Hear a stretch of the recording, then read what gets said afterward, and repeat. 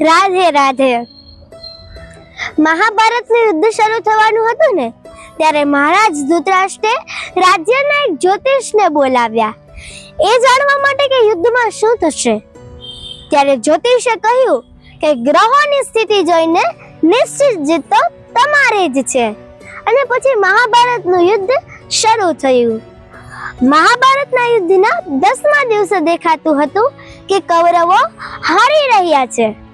મહારાજ ધૃતરાષ્ટ્રે ફરીથી પેલા જ્યોતિષને બોલાવ્યા અને પૂછ્યું, તમે તો કહેતા હતા ને કે કૌરવો જીતી જશે, પણ અહીંયા તો કૌરવો હારી રહ્યા છે.